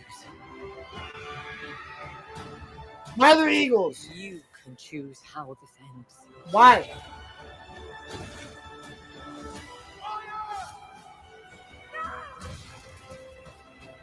Now that, oh god, that looked really No, bad. muffler tape. The first age would be amazing in anime if done by the right person. Have you seen the Silmarillion done by AI or the first age done by AI? It's on a certain channel. I can find it. Actually, you know what? Do you care if I show it? Yeah, we'll finish this out to see if there's anything else, and you can go look Yeah, for it. let me find this. But real like, quick. dude, this animation for this fucking gate breaking looks bad. Like, that's no. You cannot show weakness, not to her. Cannot show weakness, not to her. Oh, just What about kill the guy who was fucking one-man armying your ass? Bro, in the one clip, she literally walks up to them. Just kill her. Just kill her. Just kill Yeah. her. Just kill her and you're king. Just kill Yeah. her and tell everybody out there fucking She's kill her. clearly retarded. She can't answer your basic ass question. Just kill her. Like, oh my god. Is there no one left to face me? Helm, Hammerhand, still Dude, I'm rooting for the fucking bad guys. Oh, fuck you. They did the Gandalf charge. Did you see that? Where the riders come in? Yeah. They came in from the fucking hill. Fuck you.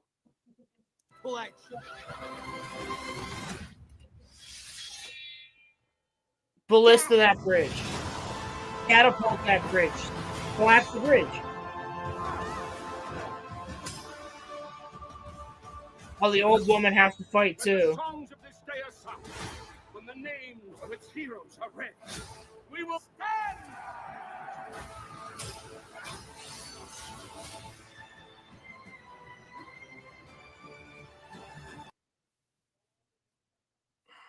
Fuck off.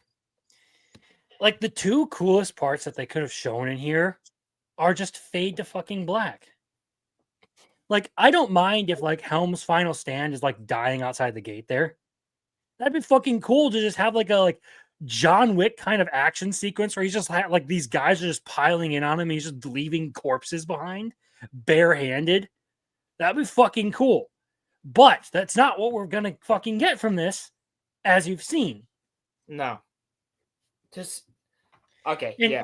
No. are we not gonna acknowledge the fact that her fucking around basically got Helm killed?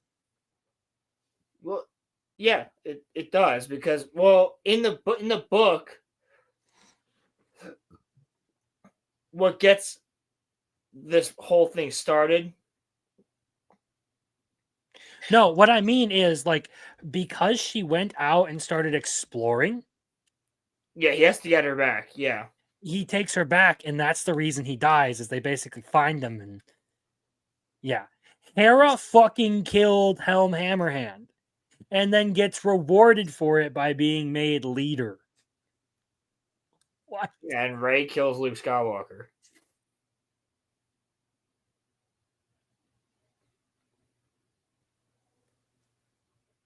Fucking yeah, I am less and less inclined to I'm yes. I already told the questioners I would check it. I watched the movie, so I'm going to, but I'm not looking forward to it. I'm gonna make Roman go and see it with me. Because I'm not reviewing this on my own. He's a Lord of the Rings fan. I'm gonna make him go and fucking watch this. I had to watch The Acolyte and Rings of Power by myself. He's watching this movie with me. Sefe. Alright, so Sefe. If you haven't seen this is a trailer by Abandoned Films, who does great work. This is the AI teaser trailer for The Silmarillion, which already is better than Rings of Power and anything else that they've put out. In the beginning, there was Eru, the One, who created the world from music. But from that harmony arose discord, as Melkor sought power above all. Witness the birth of a world, the rise of heroes, and the fall of darkness. In the light of the two trees, Feanor crafted the Silmarils, gems of unparalleled beauty. But jealousy and malice led to their destruction, plunging Valinor into darkness. Yet even in the darkest times, love found a way to challenge the darkness. From creation to rebellion, from sorrow to redemption, the tale of Middle-earth unfolds.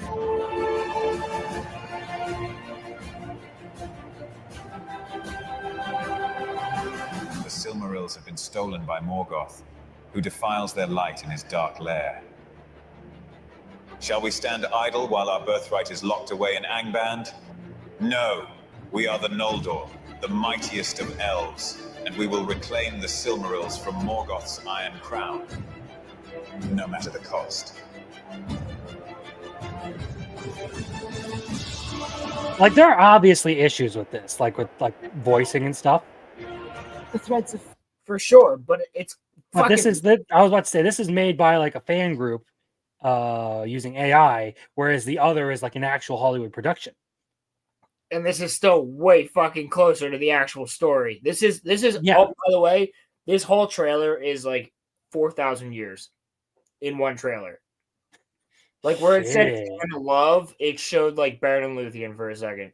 Yes, I figured that much. But when he's doing the speech, like we are the Noldor, I feel like there should have been more passion behind that. But like Oh, so for sure. as far as like showing what's actually going on in these 4,000 years, it's a really good fucking trailer. Fate are woven by the choices we make, even in the face of despair.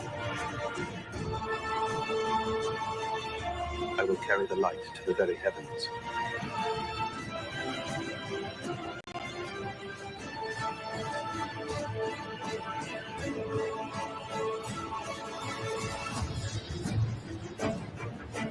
I stand against you, Morgoth, in defiance of your darkness.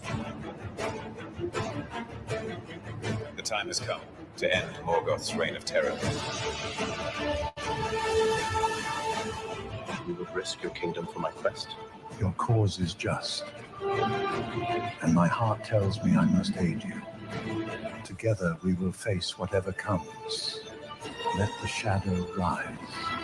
We shall stand against it, unwavering and resolute. For the light we seek is worth every peril.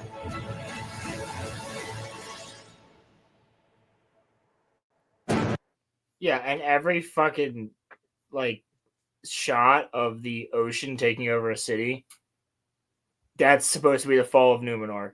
That's what it would look like. Mm-hmm. Yo, Pilgrim, there is a Children of Hurin one. So yeah, I mean, I'll send it to you right now.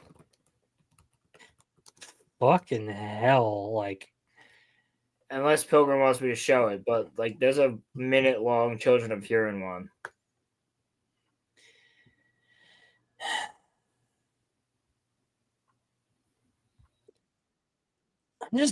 I'm genuinely disappointed in how like I was really excited for War of the Rohirrim when it was first announced. Like, oh, this could be really cool. Like anime that's right up my alley. Who they're doing like a really cool story about like this Helm Hammerhand guy and all that. And then I started reading about what they were saying. And as we get closer and closer, I'm more and more disappointed. Yeah, so I'm gonna send this to Pilgrim real quick. Yeah. Because like oh, dude. Copy that link. Go to fucking Discord. Because this is like it's all by Abandoned Films, but like he's just showing like what you could have done. Like this is a guy who is a huge not Rings of Power fan, huge Lord of the Rings fan, just like us, who's like, what the fuck?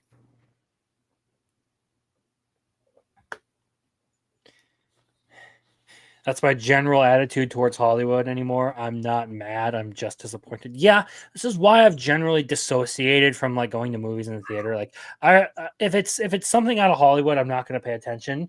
Again, Japanese media has been good. If you haven't seen Godzilla -1, I do recommend checking it out because it's actually a good movie. I liked it. I did a review on it actually, like speed review of it. Well, I mean, it's a banger fucking film. Dude, you want to talk about my attitude towards Hollywood anymore? I'm not mad. I'm just disappointed. The recent casting rumors for Snape and Harry Potter. I'm like, are you fucking kidding me? I don't know much about Harry Potter and all that, but I do happen to know that Snape ain't a black guy. Snape is described like Dude, it's like I saw Blabs talk about it. Ryan Kennel was talking about it. Star Wars Theory mentioned it. He was on Open Bar yesterday. I was watching them all talk about it. It's like, are you fucking serious? You have gold. You literally have gold. You have the most easy story. You just take the books and adapt them. And I said the same thing about Star Wars. Alan Rickman was the perfect Snape, except for the fact that Alan Rickman was about 20 years too old to be Snape.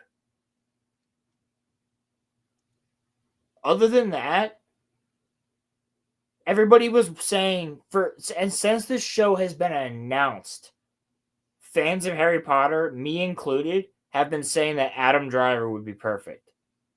He's the right age. Especially after the Alan Rickman casting. Yeah, that's actually a really good point. Like, they look similar enough to where like people would be like, okay, yeah, that's what I imagine. Yes, Adam Driver would be the perfect Snape after like this whole thing was created like almost 2 years ago now. They announced the show, and everybody's been saying all the fans want Adam Driver, and if he can't do it, you got to find somebody who's weird looking, because Adam Driver's a weird looking dude. Like, you got to find somebody who is weird enough looking, but also charismatic, and that's what Snape is. Like, he is described as hooked nosed, pale as the moon. Like, he's and you're like, no, let's make it a black guy. Like, okay, well, how mad would everybody be if they made Kingsley Shacklebolt a black or a white guy? Or Dean Thomas, or like why are you race swapping? You have characters, like you have a show now, right? So you can actually build up all of these characters the way they're supposed to be built up. Like, yeah, Kingsley didn't get a ton of screen time in the movies, but Kingsley and Dean Thomas and Lee Jordan, like, and Angelina Thompson. They're all main characters in the Harry Potter books that are African American, that are not, or African English, I guess, that are barely in it because of the movie runtime. But in the books, they have major roles. So I'm like, why are you doing this? Why are you doing this? Yeah, it's. Could you imagine Adam Driver being like, Mr. Potter? Like, he would be good. Yeah, he even has like a similar quality of voice to Alan Rickman. Honestly. That's what I'm saying, dude. He's the perfect casting. Like, how do you fucking miss that? Of all like the actors to come out of like the Star Wars like sequel trilogies, I feel like well, to be fair, of the main cast, like really only Daisy Ridley didn't have like something good going for her. Like, John Boyega was a good actor. Oscar Isaac is a good actor. Oscar Isaac's fantastic. Yeah, I watched Ex Machina recently with Oscar Isaac in it. He does good in that movie, even though the movie is fucking stupid. Well, he was good in Moon Knight, even though Moon Knight sucked. Yeah. No, like, dude, Oscar Isaac pretty much carried that movie, Ex Machina. Like, he's the only, like, interesting part of it. Well, yeah, of course he would have to do a British accent, but, like, I can do a British accent. And Adam Driver is another one who I think is a good actor. Like, as... Yeah, dude, he just had sex. He's about to eat nachos. Have you seen that clip? I forget what movie that's from. It's a movie with him and fucking Harry Potter. Forget the fucking dude's name. Daniel Radcliffe. Daniel Radcliffe, where he's like, I just had sex. I'm about to eat nachos. No, but he's actually really good in like all the other movies that Adam Driver's done. He's solid. Yeah. No, that's my point. Like it's. I mean, we know why they're doing this. There's really no point in sitting here. Of course, and it makes no sense. It's completely arbitrary. It doesn't make sense. You are right, but do we really expect things to make sense from Well, I these can types? tell you right now, if they do it that way, that show's automatically going to be dead on arrival because everybody's favorite character is Snape. And fucking newsflash, there's a ton of black people and people of every race that love Harry Potter, and they love it the way that it is. You're not going to gain any more fans. And it's crazy to me. Because you did House of the Dragon so perfectly, except for one race swap that ended up actually working out fucking better. Because it made the tension of everybody knowing that Rhaenyra's kids were not were not Laenor's, like, so much more intense in certain scenes because they're like, these kids aren't even like half black. But they all had to walk around eggshells around the king because the king was like, they are her biological, like, they're Laenor's sons. You know what I mean? Like, and it made the tension of the show actually kind of better. But that doesn't mean, like, race swapping in general. Like, I can't see Corlys Velaryon as anybody else other than the guy who plays Corlys Velaryon, who is race swapped. And everybody thought it might have been weird, but it ended up working out perfectly for House of the Dragon and kind of making the story better. But when you do things like that, that's one instance where it works. The other instances, like Harry Potter, it doesn't fucking work. Mm-hmm.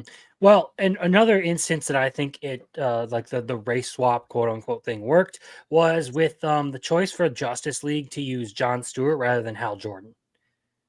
Not quite the same because they are two separate characters, but the original Green Lantern was Hal Jordan.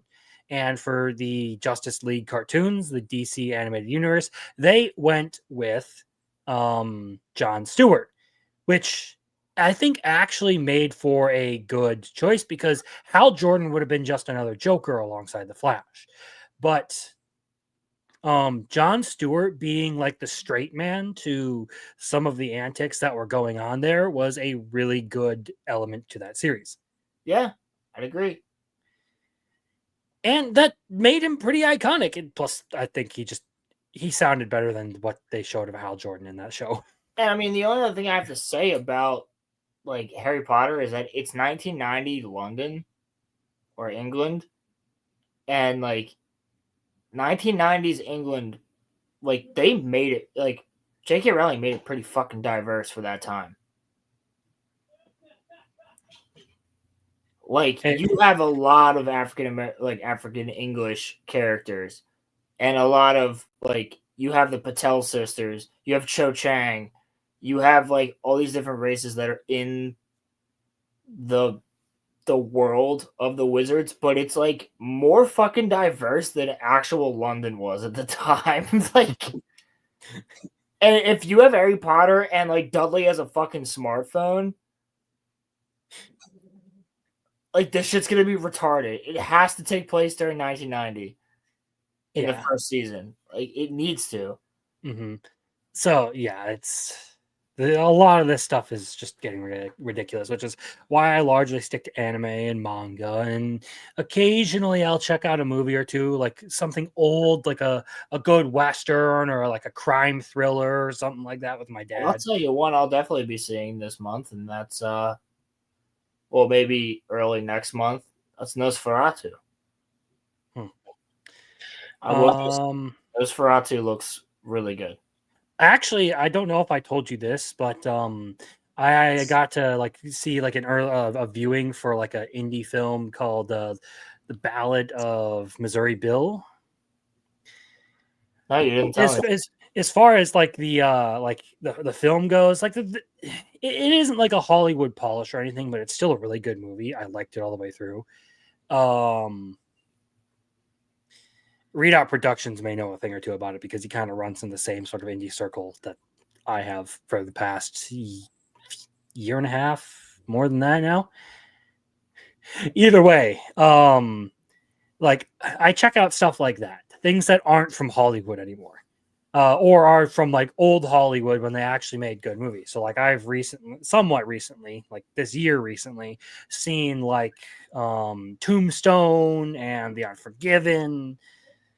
I watched like Heat with my dad. What else? A couple of other like crime. Goodfellas, that's another one. Oh, those are great movies. Yeah. That's the kind of like those are the kinds of like live action movies I've been watching, like the old stuff, like the good stuff. I ain't watching any of this new crap unless I'm specifically doing it because I'm doing something for my channel, which is very rare. Because really, I don't do live action around here. But as far as Nosferatu. I've heard the Northman was good. Nosferatu looks really good, dude. Maybe I'll check it out too, just because I want to, I like being entertained. I like good stories. So. Are you not entertained? Are you not entertained? There's a shark in the water. So I mean, I have a couple of like random things, but it's just kind of retardation. There's a shark in the water. There's a shark in the water. Practicing my Australian accent. There's sharks in them waters. I basically have like fucking crikey, there's sharks in the water. What have I done? Get me started on Australian, dude. I can get fucking Australian all fucking night, mate. Fuck. Silence, you glorified wad of trash, or I'll squash you like a roach.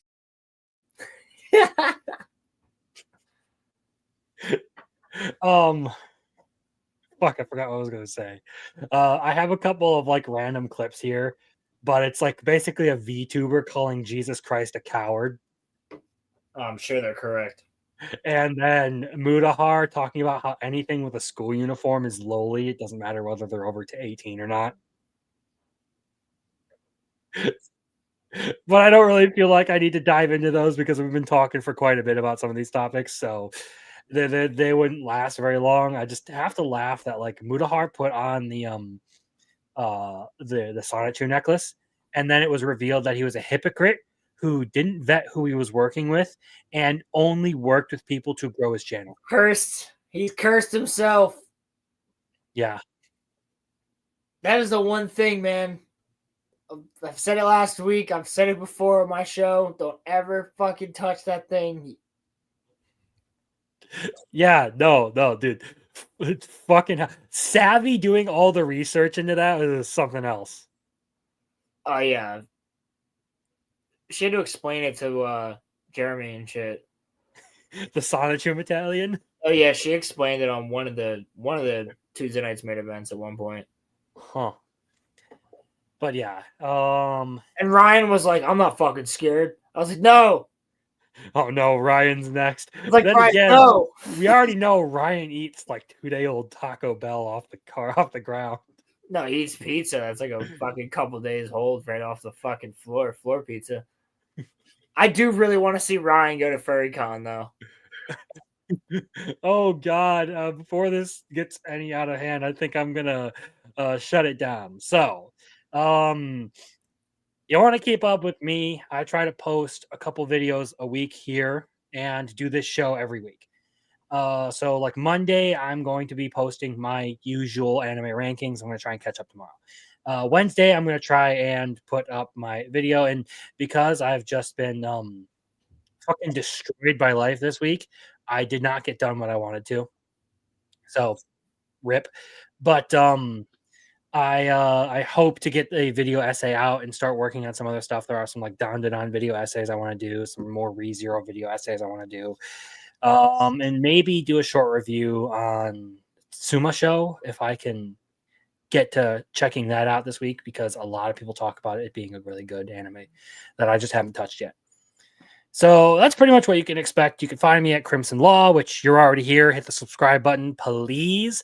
And you can find me at Crimson Lawson on Twitter, where I scream into the void at people who are arguing over fucking lowly semantics. It's just brilliant. I hate the subject. I've talked about this with a couple of people. Like, I don't want to anymore. I want to leave it at what I've already said. Like, just fuck. Why does everyone have to be retarded around that subject? So, Rolo, what do you got? Yeah, I'll be on the Roller Rumcast on RG Energy's channel on Wednesday. Hopefully sometime during the afternoon. By sometime like 12 o'clock Eastern. Then we'll go from there. But other than that, yeah, you can find me at Rolo_films on Instagram and Rolo Lord on Twitter. I'm barely on Twitter, but I am on there. So like a couple more followers wouldn't hurt. But other than that, yeah, I'm just chilling, doing my thing. I love coming on this show, and I love, hanging out with the community and everything like that. So you can come over for some organized chaos on the Roller Rumcast every Wednesday for the foreseeable future until we have to switch our day again to something else because of work. So we'll see. But other than that, yeah. All right, let's end with a throwback this time. Hell yeah. I cannot wait to watch the genocide.